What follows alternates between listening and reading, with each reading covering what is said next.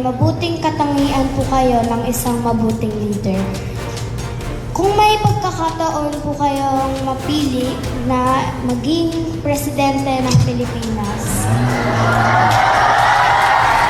Yorme na sorpresa sa tanong ng isang bata sa kanya. Magandang hapon po, Mayor. Ako po si Bettina Star and Buenaventura ng Baitang Lima, St. Leoba. Nakikita ko po na may mabuting katangian po kayo ng isang mabuting leader. Kung may pagkakataon po kayong mapili na maging presidente ng Pilipinas. Nais niyo po bang tanggapin ang pagka-presidente ng Pilipinas? Mga kababayan, sa kinakaharap ngayon ng ating bansa, dapat ba siya ulit na tumakbo sa pagkapangulo? Kung ang pagnanasa ang gagawin mo, yun ang nasain ko. Pero dyan na marami nagkamali sa sobrang pagnanasa dahil walang kabubusugan. Anong masasabi nyo? Before I'll talk about politics or aspire for a better, bigger position, I think harapin ko muna, yun yung una kong payo kanina sa inyo, di ba? Harapin ko muna kung ano meron ngayon. Tara, panuurin natin ang video. May mga taong matatakaw sa kapangyarihan.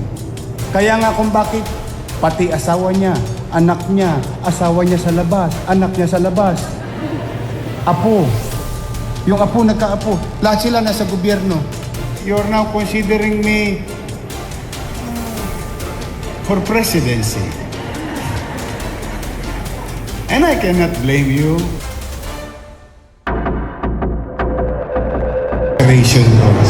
Yes, please. Magandang hapon po, Mayor. Ako po si Bettina Star and Buenaventura ng Baitang Lima, St. Leoba. Nakikita ko po na may mabuting katangian po kayo ng isang mabuting leader. Kung may pagkakataon po kayong mapili na maging presidente ng Pilipinas.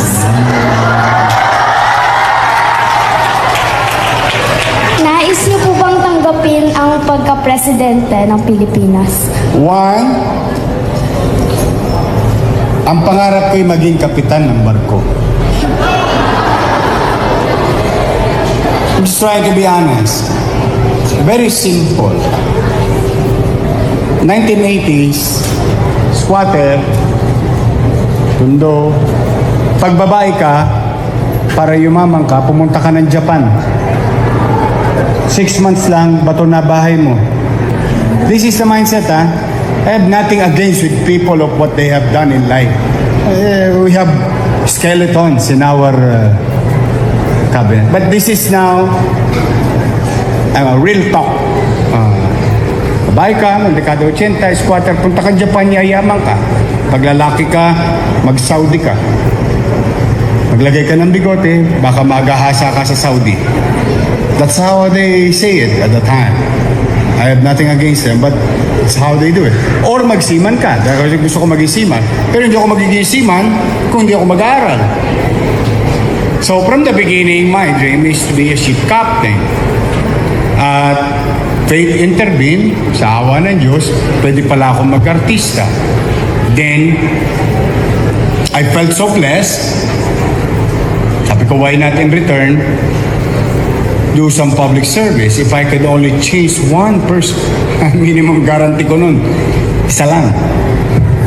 But that rest of the history, no? But I became vice mayor. Nung nandun na ako, gusto ko na maging mayor. Hindi talaga. Kumbaga, it was not planned. Because of the nature of job or profession or field, natural, may progression yung dream. Tama? Kaya, bagay na hindi nyo mapapansin. I'm really trying to offer myself physically, health-wise, mental, experience, academic, even the persuasive power attached to it, utilizing it to make Manila a better Manila, with the help of our fellow 11,000 employees. That's why I'm trying to move heaven and earth today. You know why? Because whether they like it or not, I am now part of history. Saan ka nakakita? Basurero lang ako. Pwede pa lang maging mayor. So, having said that, will I wish to become a president? I don't know. Why? I don't know yet. Will I qualify as a president? My answer is no. Why? Wala pa naman akong ginagawa sa Maynila eh. Will I use my fame? Take advantage of it? Because you're popular? I think a lot of person did that already. And when they became, or nung nandun na sila sa posisyon na yon, hindi nila na-manage yung bansa. And people will pay. People will suffer. Will I be part of the suffering? No, kaya nga from the beginning eh. Hindi mo napansin, I want to pay it forward. So you really wanted to change things. So that's my purpose. Makaangat na ako. Yadba naman ako sa utaw. Maglingkod naman ako. Yun. No.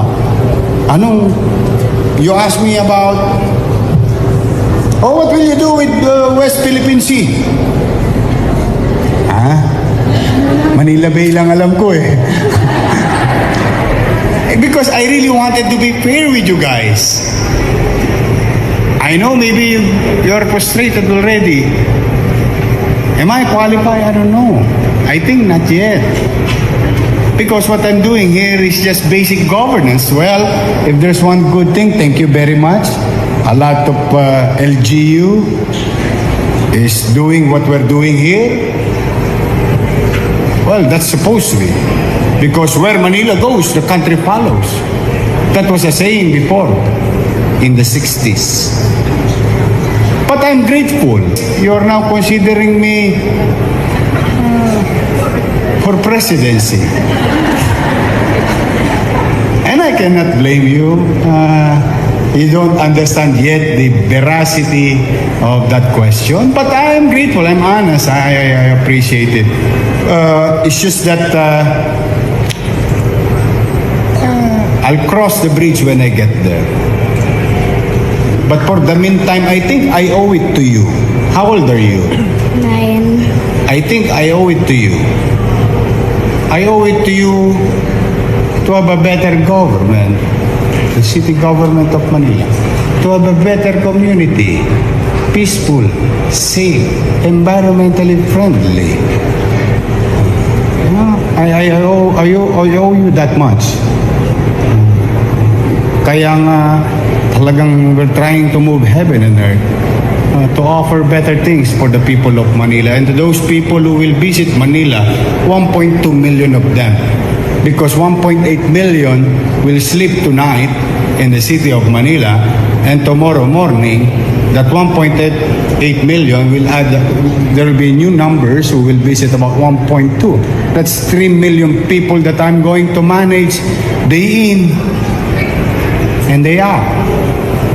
So, before I'll talk about politics or aspire for a better, bigger position, I think harapin ko muna, yun yung una kong payo kanina sa inyo, di ba?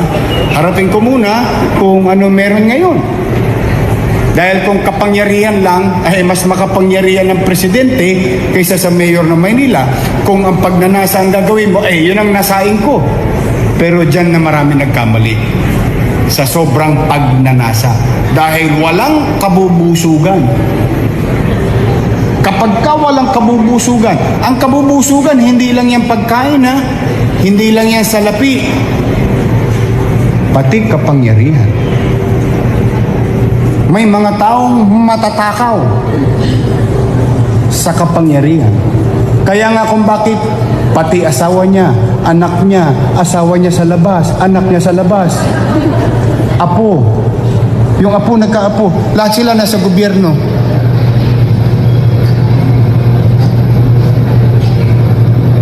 Sad.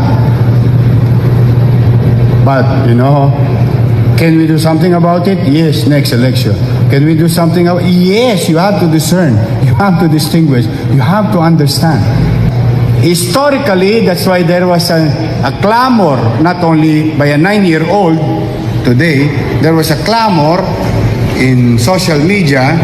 And did you know that I have a poster in Cavite? Do you know that? I have a poster there greeting Happy Fiesta. I'm not even the mayor of that town. So there is now a clamor of whatever it is, no? It's all about the chaos, the problems, and challenges of the city of Manila that we are facing, and the people of Manila is suffering. That's why they kick them out, all of them, outside of public office. And I think that is more than statement of facts, of frustration of the people of Manila. All, as in literally all, was kicked out of public office.